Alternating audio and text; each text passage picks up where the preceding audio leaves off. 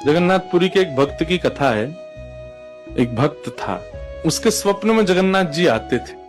वो इतना रोता था मंदिर के बाहर खड़े होकर के। तो ठाकुर जी बोले, तू क्यों रोता है? बोले, आप बस मेरे साथ रहो, मुझे और कुछ नहीं चाहिए, और इस बात का मुझे अनुभव होना चाहिए कि आप मेरे साथ हो। तो भगवान जगन्नाथ जी ने उसको कहा, मैं तेरे साथ हमेशा हूं, और इसका अनुभव तुझे जब करना हो समुद्र की बालू में चलना, और थोड़ी दूर चलने के बाद फिर पीछे देखना, 2 पैरों के निशान तेरे होंगे और तेरे बगल में 2 पैर के निशान मेरे होंगे। उससे तुझे पता चल जाएगा मैं तेरे साथ।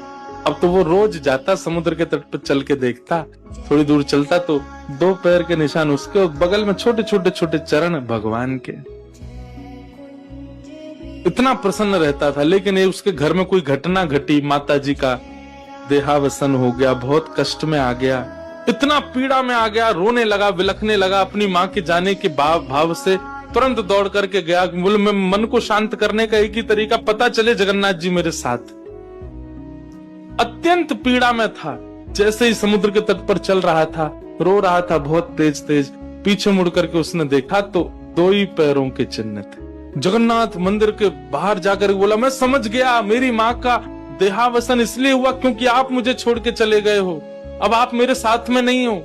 आपने कुछ दिन मेरा संग किया, उसके बाद मुझे अकेला छोड़ दिया। नाथ, आप ऐसा कैसे कर सकते? मुझसे क्या अपराध हुआ? रोने लगा, बिलखने लगा।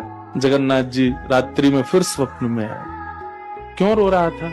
बोले, नाथ, आप मेरे साथ थे हमेशा, और आज आप मेरे साथ नहीं थे। मैंने जाके देखा 2 ही चरण चिन्ह थे, और आज ही मेरी माँ का भगवत धाम गमन हो गया। इसका मतलब आपने मुझे त्याग दिया ना? मुझसे कोई अपराध हुआ है? भगवान बोले, नहीं। तो फिर आज आपके चरण चिन्ह क्यों नहीं थे? भगवान बोले, कल तक मेरे चरण चिन्ह थे क्योंकि तू भी चल रहा था और मैं भी चल रहा था, परंतु आज तू पीड़ा में आ गया तो तुझे गोद में लेके मैं ही चल रहा था। वो मेरे चरण चिन्ह, तेरे नहीं, वो मैं ही हूं।